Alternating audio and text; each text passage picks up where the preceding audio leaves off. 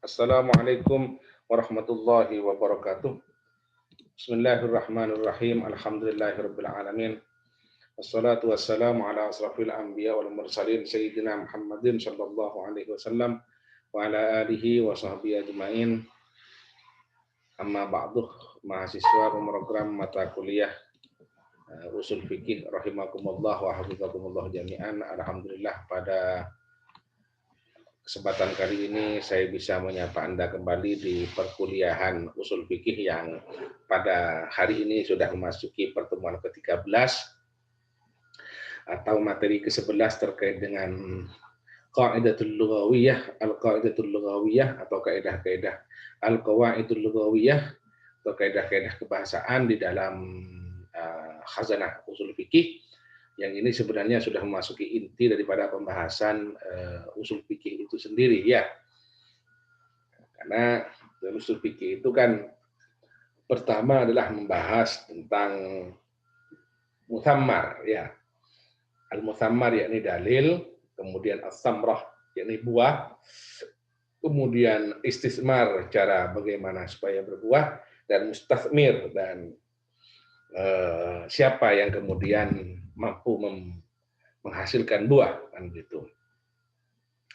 Nah, sekarang ini kita tentang membahas kepada istismar ya, cara apa supaya bisa berbuah. Supaya bisa berbuah. Ini dengan kaidah-kaidah kebahasaan ini. Kita harus memahami tentang beberapa kaidah kebahasaan. Sebenarnya nanti ini masuk di usul fikih 2. Usul fikih 2 sesuai dengan tema jurusannya, tema prodinya. Cuma nanti ini saya singgung awal-awal karena ini yang paling sering muncul di kaidah-kaidah kebahasaan, yakni tentang am dan khas, mutlak dan muqayyad, sama mantuk dan mafhum ya. Baik, untuk mempersingkat waktu saya akan menjelaskan tentang pertama adalah tentang am. Apa lafaz am itu? Ya, am itu maknanya ya umum. Secara istilah disebutkan al-lafzu alladzi yadullu bihasabi wad'ihi al-lughawiyyi ala sumulihi wastighaqihi li jami'il afradi allati yasduqu 'alaiha ma'nahu min ghairi hasrin fi kammiyatin muayyanatin minha. Jadi am itu adalah lafaz yang menunjukkan kepada seluruh unsur-unsur maknanya dari lafaz tersebut dengan cara sumuli. Sumuli itu artinya mencakup secara total dan menghabiskan maknanya tanpa memandang batasan berapa jumlahnya. Contoh lafaz az-zakaru. Az-zakaru itu maknanya adalah laki-laki. Ya, jadi ketika az-zakaru itu maknanya adalah seluruh laki-laki. Seluruh laki-laki. Ar-rajulu, seluruh orang laki-laki. Kalau menurut tafsir gender itu rajul dengan zakar itu, kalau zakar itu tafsir biologis berarti seluruh orang yang punya zakar. Kalau ar-rajul itu tafsir sosiologis. Jadi maknanya seluruh orang yang memiliki sifat rajuliyah, sifat kelelakian. Jadi perempuan juga bisa masuk kata ar-rajul.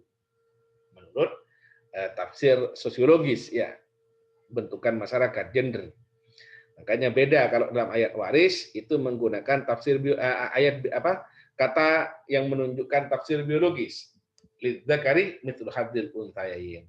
Bagi mereka yang punya zakar maka memiliki bagian 2 kali lipat dari yang tidak punya zakar, ini perempuan. Kan begitu. Kalau dalam ayat kepemimpinan tidak menggunakan az-zakar tapi menggunakan kata ar-rijalu qawwamun 'alan nisa. Itu berarti memberikan peluang bahwa seorang perempuan bisa menjadi pemimpin. Nah, karena menggunakan rijal, karena rijal itu tafsir sosiologis. Artinya bukan menunjukkan kelamin biologis tapi kelamin sosiologis. Maknanya ar-rajul adalah seluruh orang yang memiliki karakter kelelakian. Kalau tidak, ini bagi mereka yang membedakan. Kalau bagi mereka yang tak membedakan, rekar ya laki-laki, ar-rajul ya laki-laki, laki-laki secara faktual. Al-untha seluruh perempuan, al-walad seluruh anak, alladzi itu Itu maknanya yang. Ya, yang. Az-zakar, ar-rajul, unsa, walad, alladzi, ini semuanya adalah lafaz am. Kenapa? Karena dia menunjukkan kepada seluruh makna yang dicakup oleh kata itu. Seluruh, tanpa terkecuali. Dihabiskan semuanya. Tanpa memandang batasnya. Kalau zakarun itu ada batasnya. Laki-laki tertentu. Jadi kalau misalkan ada seorang datang sudah, satu orang, ya berarti itu sudah mewakili makna zakarun. Tapi ketika sudah diberi kata al, maka bukan hanya yang datang itu saja, tapi seluruhnya kena. Seluruhnya kena. Misalkan ja'a zakarun, ya datang seorang laki-laki. Nah itu satu saja datang itu sudah dicakup oleh makna zakarun. Tapi kalau ja'a zakarun itu tidak cukup satu kalau dalam ilmu usul fikih ya. Itu semuanya. Semuanya. Jadi kalau dalam ilmu nahwu am itu kan disebut dengan makrifat, maknanya kan tertentu. Tapi kalau di dalam ilmu usul fikih az-zakar itu tuh bisa menjadi lafaz am. Ya. Zakarun itu dalam ilmu nahwu disebut nakirah. Tapi dalam ilmu nahwu sorof di dalam ilmu usul fikih itu disebut dengan lafaz khas. Itu ya. Oke, selanjutnya lafaz-lafaz am. Ada yang diawali oleh kullu, jami'u, ya. Kemudian isim mufrad yang dimaksudkan oleh al, az-zakar. Isim jamak yang dimaksudkan oleh al, wal walidatu. Maknanya adalah seluruh perempuan yang melahirkan. Isim-isim mausul, alladzina, alladzina, alladzi, alladzina, allati, allawati, ya, allai, ya, pokoknya isim-isim mausul itu semuanya. Isim isyarat. Faman ya'mal mithqala dzarratin. Di mana itu? Man itu di situ. An-nakira fi siyaqin nafyih. Nakira dalam redaksi negatif. Wala junaha alaikum. Itu junahun itu kan nakirah. Kemudian dimasuki lanafi, ya lanafi lil jinsi, maka akan menjadi am. Wala junaha alaikum fima aradtum bihi. Itu lafaz-lafaz am. Selanjutnya fungsi-fungsi am. Ada 3 fungsi am itu. Yang pertama adalah amun yuradu bihi qattan al-umum. Wa huwa alladzi sahibathu qarinatun tanfi ihtimala takhsisihi. Adalah am yang dikehendaki adanya keumuman. Am di sini adalah am yang ada karenahnya, yang memungkinkan tidak adanya taksis. Ya. Satu karenah yang meniadakan kemungkinan adanya taksis. Jadi am yang sedari awal secara pasti itu maksudnya adalah umum dan tak mungkin ada taksis, ada pengecualian. Taksis itu maksudnya pengecualian. Karena di dalam am itu kan ada kaidah begini, mamin amin illa waqad khussiso. Sesuatu yang umum pasti ada pengecualiannya katanya. Nah, kaidah yang pertama ini memungkinkan bahwa am itu tidak bisa ditahsis karena memang sedari awal tidak ada korenah bahwa dia akan ditahsis. Seperti firman Allah, wa ma min dabbatin fil ardi illa 'alallahi rizquha. Tidak ada binatang melata pun di atas dunia ini kecuali Allah yang memberi rezeki. Mana lafaz amnya? Wa ma min dabbatin ini. Kok bisa dikatakan am? Iya, ini adalah nakirah fi siyaqin nafyi. Ada amanya di depannya ya. Ini nakirah fi siyaqin nafyi. Berarti tak ada binatang melata pun satu pun di dunia ini yang bukan Allah yang beri rezekinya. Semuanya Allah. Ada yang tidak ada. Artinya tidak ada yang kemudian dikecualikan. Itulah namanya lafaz am yang sedari awal memang dikehendaki umum dan tak mungkin ditahsis. Artinya yang memberi makan seluruh binatang yang melata di atas dunia ini, ya pokoknya seluruh yang melata sudah, baik manusia ataupun hewan ya di atas dunia, di atas muka bumi, semuanya Allah yang memberi rezekinya. Ada itu yang di Pecoro misalkan atau yang dirambi tidak ada. Karena kenapa? Karena di sini memang sudah dihabiskan itu kemungkinan taksis dengan ada kata-kata illa. Kecuali itu ya. Selanjutnya ada yuradu bihi qat'an al-khusus. Nah, ini yang sedari awal memang dikehendaki adanya pengkhususan. Apa ini? Wa huwal amul ladzi sahibathu qarinatun tanfi baqa'ahu ala umumihi. Wa tabayyana anna al-murad minhu ba'du afradin. Adalah yang sedari awal secara pasti dikehendaki makna khusus. Ini biasanya berbarengan dengan sebuah indikasi, tanda yang meniadakan tetapnya lafaz atas makna umumnya. Dan telah jelas terbukti bahwa yang dikehendaki adalah sebagian maknanya, bukan seluruhnya. Contoh, walillahi 'alan nasi hijjul baiti man istata'a ilaihi sabila. Di sini ada lafaz nas. Maknanya kan seluruh manusia ini maknanya. Karena ada ini mufrad kemasukan al, berarti ini lafaz Maknanya ialah menjadi hak Allah, wajib bagi seluruh umat manusia untuk melakukan haji ke Baitullah. Apakah betul semuanya harus melakukan ibadah haji? Oh tidak, ternyata ada taksisnya di belakang, ada penghususannya, ada pengecualiannya. Man istata'a ilaihi sabila katanya. Jadi yang mampu, yang ini kan menjadi badal ini. Badal daripada nas, ya. Badal ba'du minkul namanya ini. Ialah menjadi hak Allah wajib kepada seluruh manusia untuk melakukan ibadah haji. Siapa itu? Man, orang istata'a ilaihi sabila, yang mampu melakukan perjalanan. Ya, mampu di sini ada bekal dan dipandang aman di perjalanan. Ada bekal tapi karena kondisi Covid seperti sekarang, nah, berarti tidak aman di perjalanan, berarti dia tidak dianggap mampu, kan begitu. Berarti di sini yang mampu saja ini. Berarti yang tidak mampu tak wajib haji. Inilah yang disebut dengan yuradu bihi qat'an al-khusus. Sedari awal memang dikehendaki adanya pengkhususan. Kenapa? Memang sudah ada tandanya itu. Tandanya. Mana tandanya itu? Man istata'a ilaihi sabila. Selanjutnya fungsi ketiga adalah amun mahsus. Ada amun yuradu qat'an bil umum, ada amun yuradu qat'an bil khusus, ada amun mahsus. Apa amun mahsus? Wa huwa al-amul mutlaqul ladzi lam tashabhu qarinatun tanfi ihtimala takhsisihi wala qarinatun tanfi dalalatahu 'ala al-umum mithlu aktsarin nusus allati waradat fiha siyagul umum mutlaqatan an qara'in lafdhiyatin aw aqliyatin aw urfiyatin tu'ayyinu al-umuma aw al-khususa. Wa hadha dhahirun fil umumi hatta yakuma ad-dalilu 'ala takhsisihi. Jadi am mahsus itu adalah yang mutlak.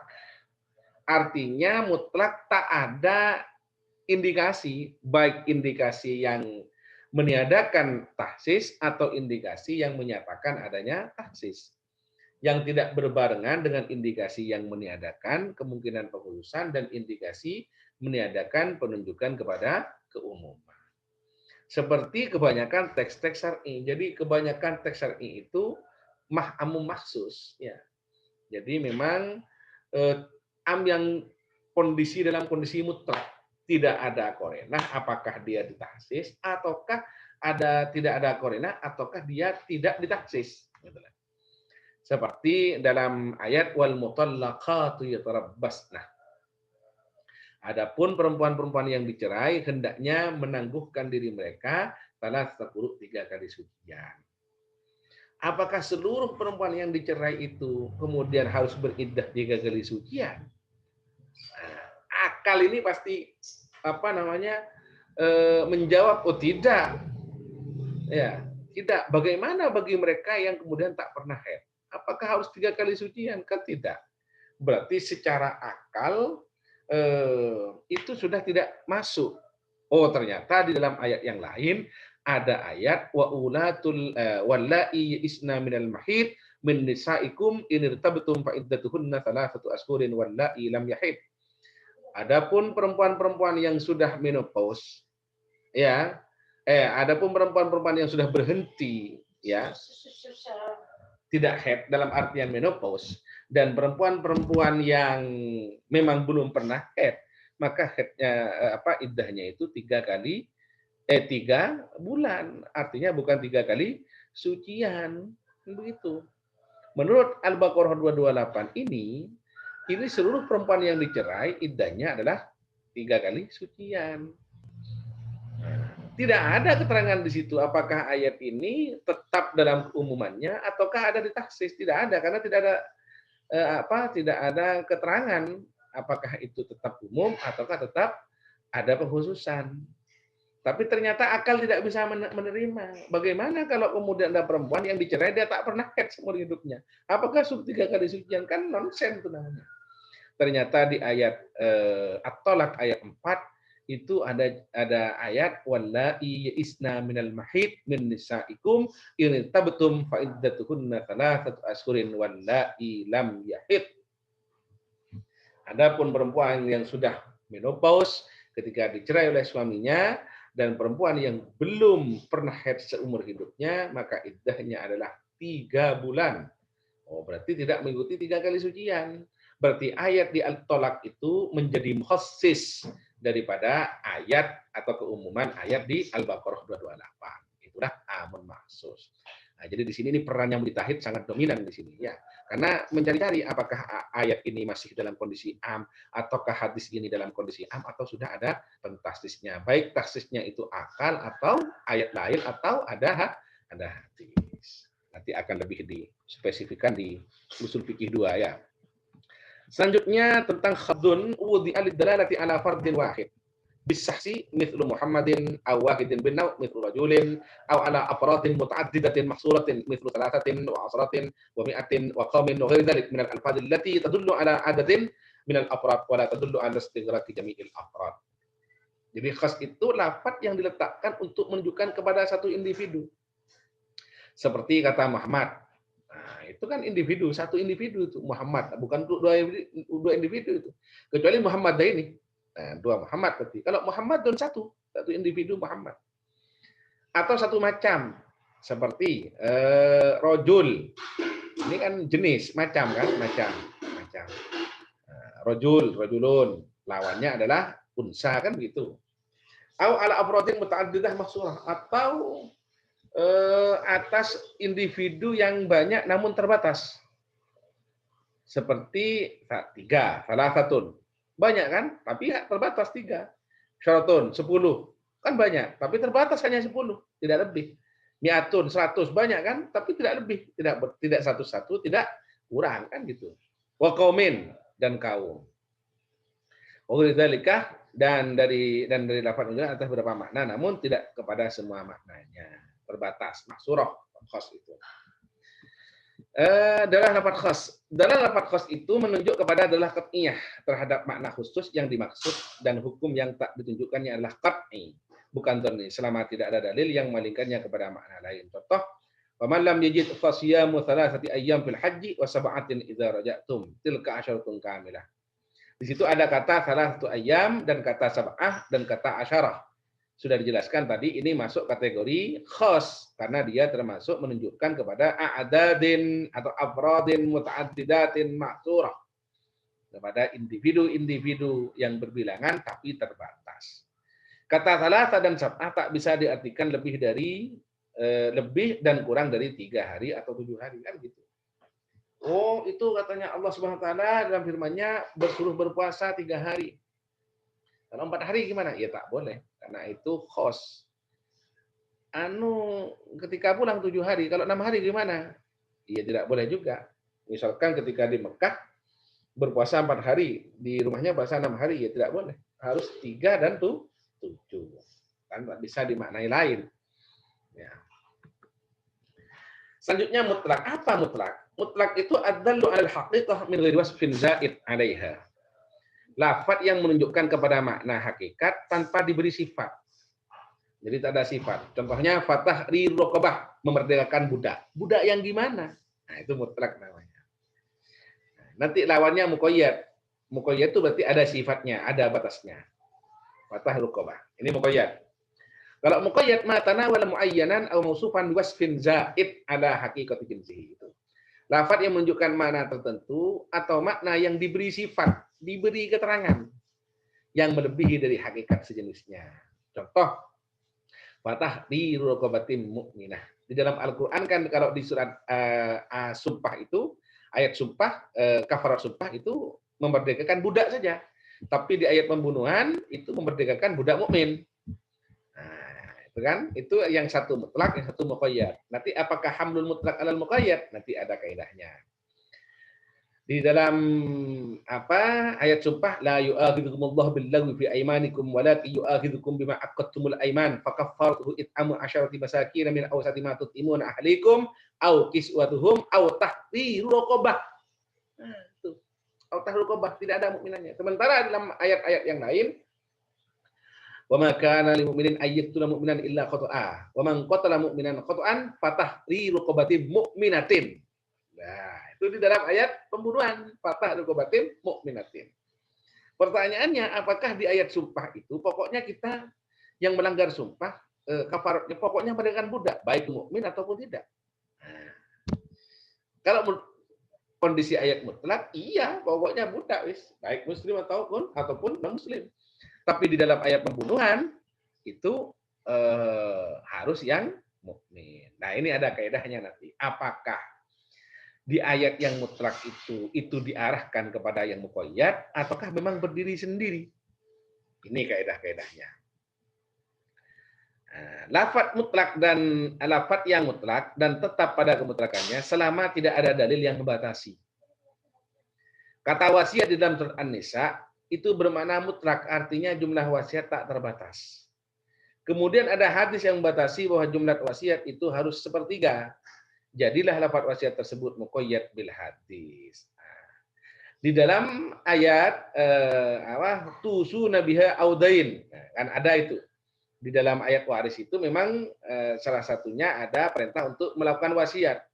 Tapi tidak ada penjelasan apakah harus sepertiga atau tidak. Nah, kalau mengikuti ayat itu berarti wasiat berapapun saja tidak apa-apa. Tapi ternyata di hadis tidak boleh lebih dari sepertiga. Apakah kemudian yang mutlak di Al-Quran itu diarahkan kepada yang muqayyad di hadis? Ya, menurut kaidah ini. Berarti berwasiat itu tidak boleh lebih dari sepertiga dari jumlah hartanya. Sebab dan hukumnya sama. Maka lafaz mutlak diarahkan ke makna muqayyad. Contoh surat Al-Maidah. Ayat 3 ya. Sebab dan hukumnya sama. Maka lafaz mutlak diarahkan ke makna muqayyad. Kemudian sebab dan hukum salah satu atau keduanya berbeda, maka tetap diposisikan sesuai kehendak lafaz tersebut. Ya. Contoh di di ayat ayat wudu ya. Ayat wudu itu membasuh tangan sampai kedua siku. Di ayat pencurian motong tangan itu sampai mana? Nah, di ayat pencurian kan mutlak, faqta'u aydiyahuma. Tidak sampai ilal marafiq. Apakah memotong kedua tangan itu juga sampai siku? Sama seperti di dalam bab wudu. Bab wudu itu kan fagsilu wujuhakum wa aydiyakum ilal marafiq. Basuhlah wajahmu dan kedua tanganmu sampai siku. Apakah kalau dalam pemotongan tangan juga sampai siku? Karena di sini sebabnya berbeda. Kalau yang satu sebabnya adalah karena dia berhadas, yang pencurian sebabnya karena memang mencuri, terjadi pemotongan tangan. Yang satunya karena terjadi hadas, maka melakukan pembasuhan tangan. Sebabnya sudah berbeda. Hukumnya beda enggak? Beda. Yang satu hukum potong tangan, yang satu hukum basuh tangan. Karena sebab dan hukumnya berbeda, maka diposisikan sesuai kehendak lafaz tersebut. Artinya, di dalam ayat pencurian tetap faqta'u aydiyahuma, tidak sampai ilal marafiq. Tidak seperti ayat yang sebelumnya itu. Ya, kalau sebab dan hukumnya sama, maka kalau satu itu mutlak, yang satu muqayyad, maka yang mutlak diarahkan kepada yang muqayyad, kan begitu. Tapi kalau kemudian sebab hukum itu sama-sama berbeda, maka suruh berlaku sendiri-sendiri. Ini tentang kajian mutlak dan muqayyad. Selanjutnya kajian mantuk. Apa mantuk itu? Mantuk itu adalah mana tokoh. Nah ini, jadi mantuk itu, nih ya. Jadi mantuk adalah mantuk itu mana tokoh sesuatu yang diucapkan. Secara istilah apa yang ditujukan oleh lafaz sesuai dengan yang diucapkan. Contohnya, wa ahallallahu al-bai'ah wa harramar riba. Apa yang mantuk dari ayat ini? Ya Allah menghalalkan jual beli dan Allah mengharamkan riba. Ini mantuknya. Apa yang diucapkan oleh tag ini? Apa yang diucapkan oleh tag ini? Ya kehalalan jual beli, keharaman riba, itu mantuk. Selanjutnya, macam-macam mantuk. Mantuk itu ada mantuk nas, ada mantuk zahir. Kalau mantuk nas itu tak mungkin dipalingkan, ya. Ini tidak mungkin dipalingkan kepada arti selain arti harfiahnya. Itu namanya mantuk nas. Fasyamu thalathati ayyam, misalkan. Maka hendaklah berpuasa 3 hari. Tidak boleh dimaknai 2 hari, 1 hari, tidak boleh. Karena itu namanya mantuk nas. Tidak mungkin terjadi takwil, tak mungkin. Kalau mantuk zahir itu mungkin terjadi takwil. Contoh, memungkinkan dipalingkan kepada arti lain. Was-samaa'a banainaha bi'aidin. Dan langit yang kami bangun dengan tangan. Nah, itu kan kata aidin ini bisa ditakwil kemana-mana. Masa Tuhan punya tangan, ya Allah. Kan di mana di dalam aqidatul awamnya itu, fallahu mawjudun qadimul baqi mukhalifun lil khalqi bil itlaqi. Allah itu berbeda dari makhluk secara mutlak. Namanya berbeda dari makhluk secara mutlak, ya Allah tak punya tangan, kan begitu. Berarti tangan di sini harus dimaknai dengan makna lain. Dan langit yang kami bangun dengan kekuasaan kami, maksudnya dimaknai aidun, maknanya tangan kekuasaan, ya. Kekuasaan itu. Seperti ada kata-kata ja'a rajulun ja'a asadun ilal fasli. Datang singa ke kelas. Itu tak bisa dimaknai secara zahir, ya. Ya. Ia harus bisa, dia bisa dimaknai dua sebenarnya, bisa dimaknai dua. Bisa dimaknai ya memang singa masuk kelas, mungkin kesasar dari dari hutan, ada, tapi makna yang paling unggul adalah dia harus takwil. Maknanya adalah rajulun suja. Datang seorang laki-laki pemberani, kan gitu. Selanjutnya macam-macam mantuk zahir. Nah, ini ada dalalah ima. Dalalah ima. Dalalah ima itu artinya nih apa? Isyarah. Dalalah ima itu penunjukan, ya, penunjukan. Contoh an Jabir bin Abdullah an-Nabi sallallahu alaihi wasallam qala man ahya ardan maitatan fahiya lahu. Ini barang siapa yang menghidupkan atau mengolah tanah yang sudah mati, maka tanah itu menjadi miliknya.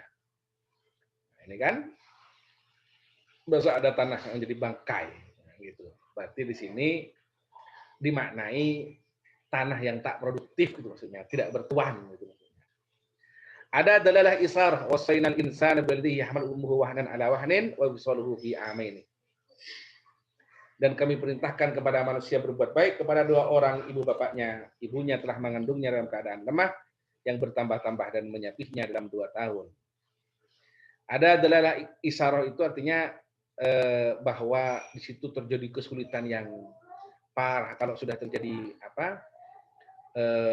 kesini gak enak, kesini gak enak, berarti sangat sulit, gitu maksudnya isarahnya. Seperti fasalu ahlad dzikri in kuntum la ta'lamun. Dalalah isarahnya adalah bahwa ya harus ada sekolahan, kan gitu. Karena disuruh bertanya kepada orang yang tahu kalau tidak tahu. Nah, ini menunjukkan bahwa harus ada sekolahan. Karena sekolahan itu tempatnya orang-orang yang tahu. Ada adalah iktida. Dari iktida ini contohnya innallaha tajawaza an ummati al-khata' wan nisyan wa mastukrihu alaih. Sesungguhnya Allah mengangkat dari umatku tersalah, lupa dan keterpaksaan. Maksudnya mengangkat apa ini? Harus ada takwil. Maksudnya dosa. Dosa dari kesalahan, dari kelupaan, dan dari dia dipaksa. Ini harus ada kata-kata dzunub ini. Innallaha tajawaza dzunuba an ummati minal khata' wan nisyan wa mastukrihu alaih. Atau innallaha tajawaza an ummati dzunubal khata' wan nisyan wa mastukrihu alaih. Atau dalam ayat yang lain hurrimat alaikum ummahatukum. Di situ harus ada iktidha, kata yang diselipkan di antara alaikum dan ummahatukum. Apa di situ? Ya, ini nikahu. Karena kalau kemudian dimaknai secara begitu, maka maknanya tidak bisa dicerna. Diharamkan bagimu ibumu. Kok ibu haram? Apa maksudnya? Diharamkan bagimu bangkai. Kok haram bangkai? Melihat masa haram. Itu yang haram adalah melihat. Kalau bangkai. Apa memakan. Tapi kalau ibu, itu diharapkan menikahi. Selanjutnya, mafhum. Mafhum itu adalah sesuatu pemahaman. Artinya, pengertian satu lafaz bukan arti harfiah dari yang diucapkan. Nah, jadi makna yang di luar itu. Contoh, fala taqul lahuma uffin. Maka jangan kamu berkata kepada kedua orang tuamu kata-kata ah. Ini haram hukumnya ini, tidak boleh. Mengatakan ah saja tidak boleh kepada kedua orang tua. Wala tanharhuma, jangan kamu membentaknya. Berarti di sini bagaimana kalau memukul? Ayo, hukumnya memukul orang tua bagaimana? Ya haram juga. Berkata ah saja tidak boleh, apalagi memukul. Nah, apalagi memukul itu makna yang diambil dari pemahaman ayat ini. Itu mafhum namanya. Ya, itu namanya mafhum muwafaqah. Karena sesuai dengan bunyi ayat ini, ya ini menyakiti kan gitu. Nah, ini macam-macam mafhum itu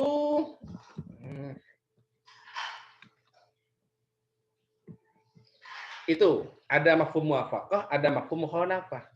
Muwafaqah itu artinya selaras dengan tuntutan nas. Kalau mukhalafah itu pemahaman yang terbalik dari tuntutan nas. Muwafaqah itu ada dua, ada fahwal hitop, ada lahnul hitop. Kalau sama hukumnya antara pemahaman itu dengan isi nas, namanya lahnul hitop.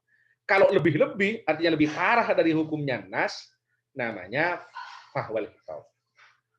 Tadi ayat wala taqul lahuma uffin. Jangan kamu mengatakan ah kepada kedua orang tua. Bagaimana kalau kemudian tidak mengatakan, tapi langsung memukul? Pakai tokok misalkan orang tuanya. Apakah haram juga? Ya haram, itu namanya fahwal hitop. Ya, fahwal hitop. Karena hukum yang ada pada pemahaman itu lebih parah daripada hukum yang ada di nasnya, yakni yang ada di mantuknya. Kalau ahlul hitop itu sama. Contoh, innal ladzina ya'kuluna amwalal yatama dzulman, innama ya'kuluna fi butunihim nara wa sayaslawna sa'ira. Orang-orang yang memakan harta anak yatim dengan cara zalim, dia pada hakikatnya telah memasukkan api neraka di dalam perut-perut mereka. Bagaimana kalau tidak memakan? Dibuang misalkan. Ya sama saja. Itu namanya lahnul kitab. Tidak dimakan, Pak. Memang bukan makanan, uang kok dibelikan mobil misalkan. Ya sama saja. Memakan itu berarti kan menghabiskan. Membelikan barang lain juga menghabiskan. Apalagi membuang, kan sama-sama menghabiskan. Karena sama-sama menghabiskan, berarti itu namanya lahnul khitab. Pemahaman antara yang dipahami dengan isi nas, kalau sama itu namanya lahnul khitab, kualitas hukumnya. Selanjutnya adalah mafhum mukhalafah. Ini pemahaman keterbalikan. Contoh mafhum sifat. Ini. Fisa imati zakatun. Pada binatang yang digembalakan ada zakatnya. Pertanyaannya, kalau nggak digembalakan, ya tidak ada zakatnya. Gitu. Ya. Kalau tidak digembalakan, tidak ada zakat. Itu namanya kan pemahaman terbalik. Pemahaman terbalik. Kan gitu.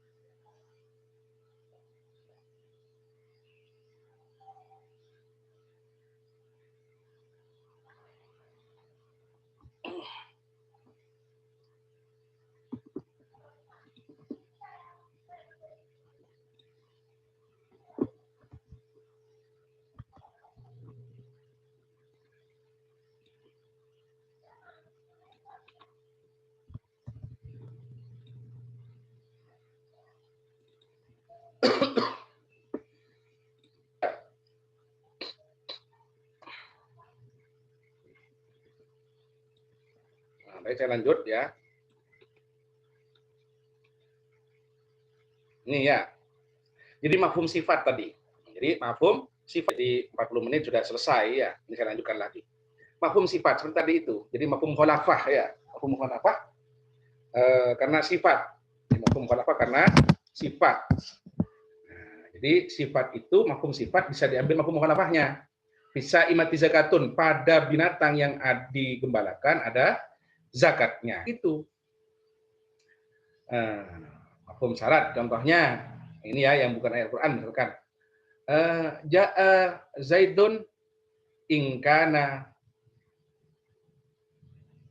inja Bakrun misalkan. Ja'a Zaidun inja apa?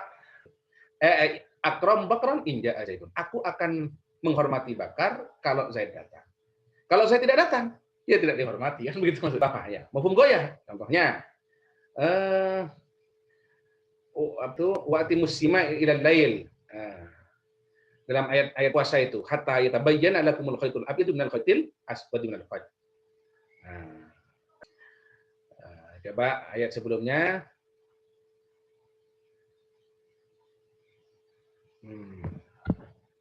Kan ayat tentang puasa itu. Sempurnakanlah puasamu itu kan ya. Sampai jelas antara benang merah dan sampai malam kan gitu maksudnya itu.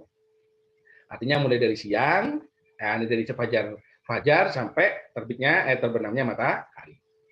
Atau dalam ayat yang lain atau apa ya menggunakan contoh sudah ya. Contohnya hatta goya. Akramtu Zaidan atau hatta ummaha misalkan. Aku memuliakan Zaid sampai ibunya. Matikan nih habis ini ya. Babnya. Ada mafhum hasar. Mafhum hasar itu artinya membatasi ya. Contohnya iya karena buduk wa iya karena nasta'in. Hanya kepadamu Muhammad kami menyembah. Hanya kepadamu ya Allah kami menyembah dan hanya kepadamu kami minta pertolongan. Kalau bukan kepadamu ya madur Rasulullah. Muhammad itu utusan Allah. Kalau bukan Muhammad, nah ini bukan utusan Allah katanya. Ini menurut mafhum laqab. Karena tidak semuanya itu belum tentu yang bukan Muhammad bukan utusan Allah, kan utusan Allah kan banyak kan gitu. Mafhum adat kan gitu. Bilangan. Adat ini bilangan maksudnya. Ya. Apakah? Nah, ini ada mafhum kitab sudah saya jelaskan tadi. Nah, ini mafhum asal sudah. Ini bekerja dengan mafhum ini ya. Ini termasuk ini waraba ibukumul lati fi wujudikum min nisakum tidak khaltum bihin. Nih. Ini keterangan ini ya. Wa huwa alladzi sakhkhara al-bahra ta'kulu minhu lahman tariya. Kemudian Allah ilahan akhar la burhan lahu bi inna ma yasabu inda rabbil alamin. Oke. Mungkin ini yang bisa saya sampaikan. Kalau ada pertanyaan langsung tanyakan di produksi yang saya buat ya. Terima kasih. Semoga ada manfaat dan barokah. Agak panjang ini ya, hampir 1 jam. Tadi ada jeda karena memang 40 menit hanya Zoom ini. Warahmatullahi wabarakatuh.